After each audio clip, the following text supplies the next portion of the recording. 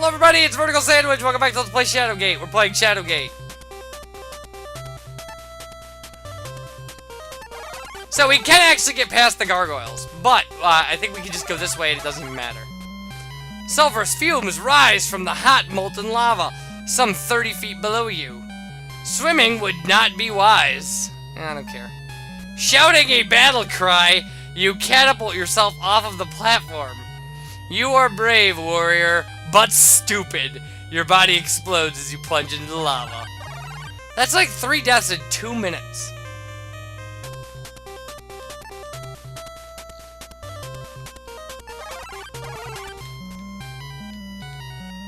Alright.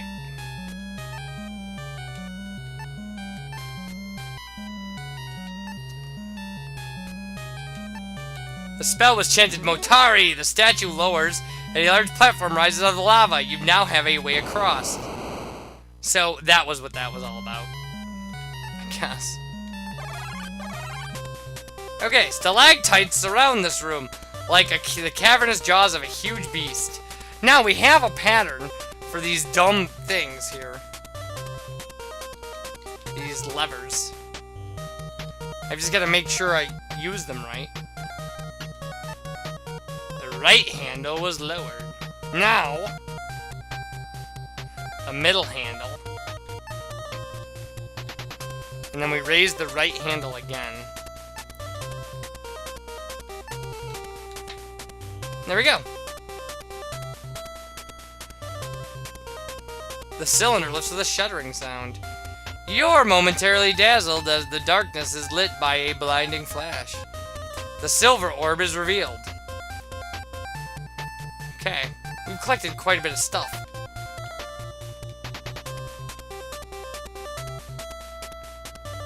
So there we go.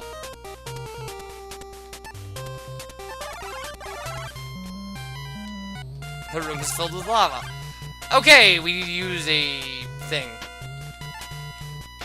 A torch.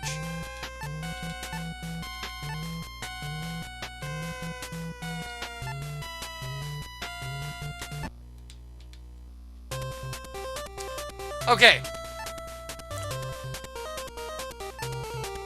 Now, our last spell to use, Illumina, will blind these gargoyles.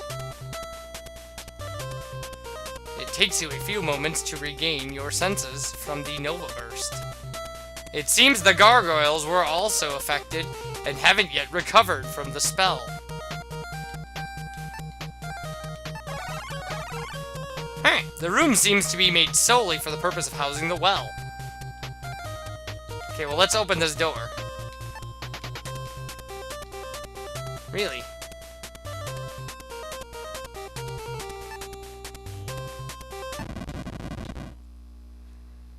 Alright, now!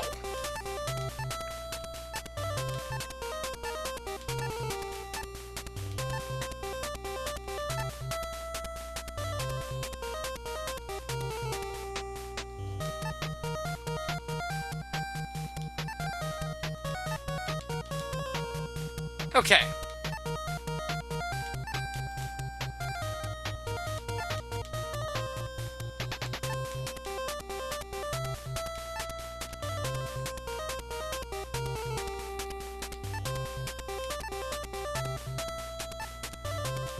So many menus. Look at this. It's ridiculous. Alright, now if we look at the big coin, there's a large gold coin with a well engraved on it. So, we're gonna use it on the well.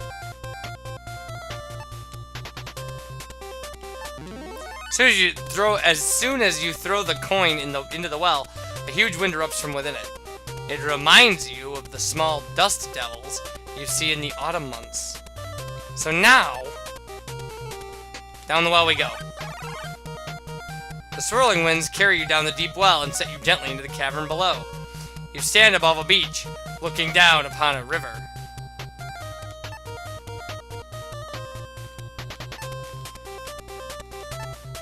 After the gong sounds, a specter materializes right before your eyes. The ghostly ferryman doesn't look friendly, and you hear a faint voice ask for a fare. Okay, so we're gonna use a gold coin on him. Ferryman takes the coin and gestures you to board quickly.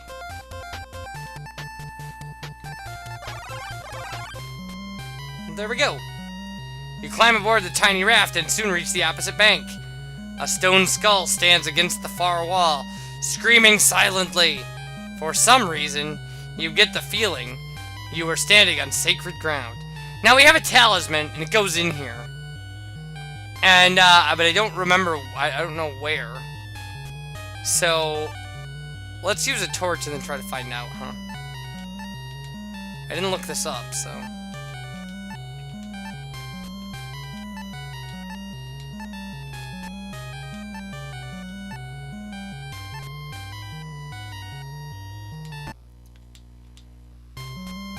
Okay, so, what we have,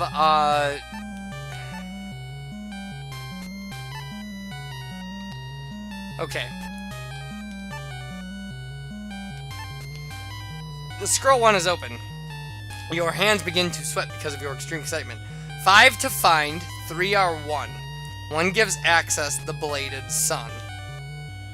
The silver orb to banish below, the staff of ages to vanquish the foe. We have those two.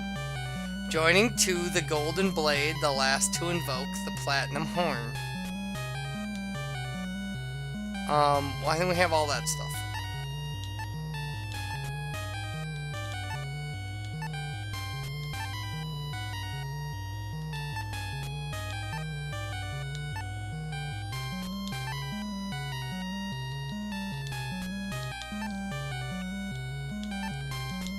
But I don't... Nope! Wrong guess. You did not heed the warnings, and now the Warlock's Lord's defenses end your life. Well, we died at, like, the last possible place to die.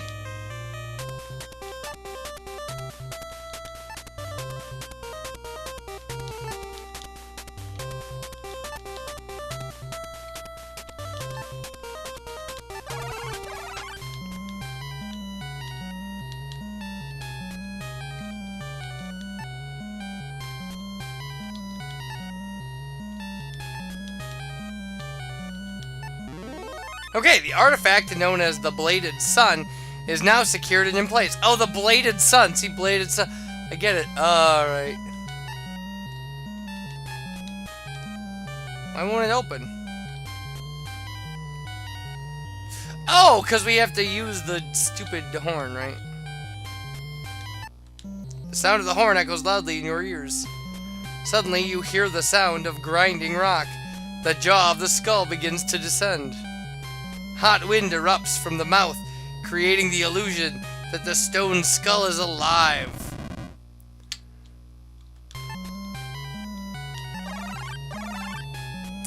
The cavern that you have entered is by far the largest your eyes have ever gazed upon. And now animation. NES animation, folks. And there it is. From the depths rises the most powerful creature that has ever existed, the Behemoth. Your stomach knots up as you stare at this new horror. The beast is indeed incredible. You wonder for a moment how you can defeat such a creature as this. Let's use the flute on it.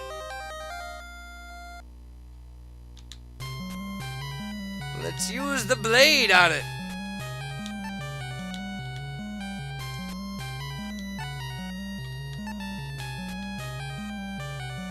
Let's speak to this guy.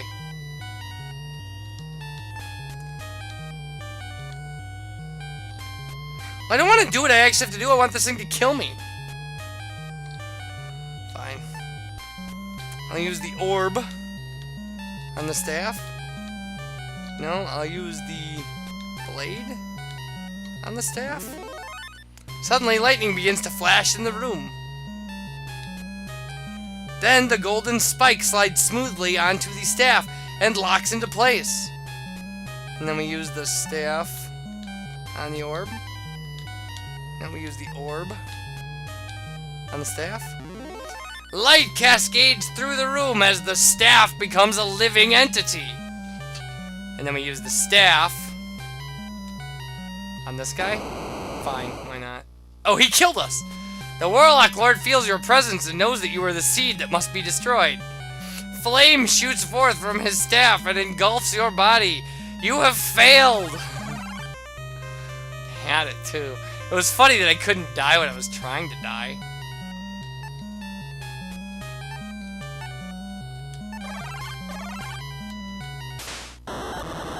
Alright, time to end this, people.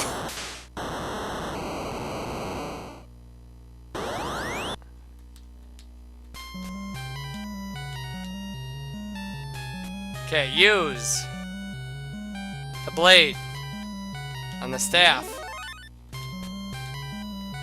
Use the orb on the staff. Use the staff on the Behemoth. You pray as you raise the Staff of Ages that it has the power that the prophets claimed. The staff pulsates with power, and a beam of light explodes from it, striking the Behemoth. And we get to see that. That's nice. And then it grabs the wizard. That's great. Bite his head off. Bite him. No, bite him. I would have programmed in him biting the head off. The creature screams in agony, thrashing back and forth in great pain. In his rage, he grabs the Warlock Lord and descends into the depths forever.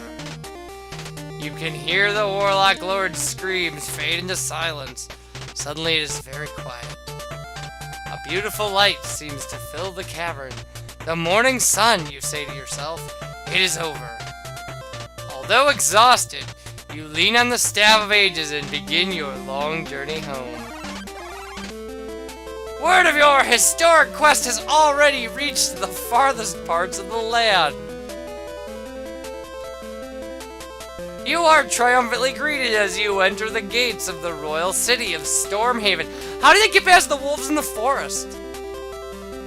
Moments later, you are ushered into the royal palace, where you are greeted by the king. I know what thou hast done, brave one. The world would be dark forever without thee.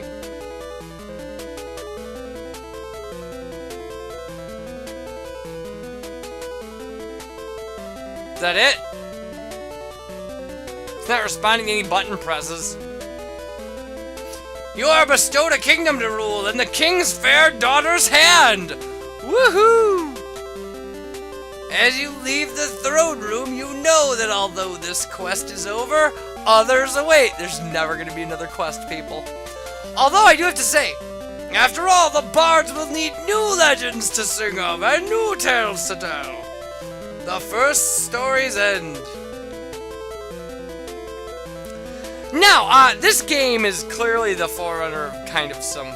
This is... Okay, first off, this is an obvious computer device. Like, if you were gonna...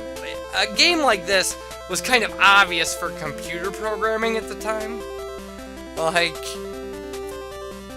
Not a lot of this stuff made it to consoles. I mean, platformers ruled early consoles. It's no big secret that, like, you know, Mario built Nintendo.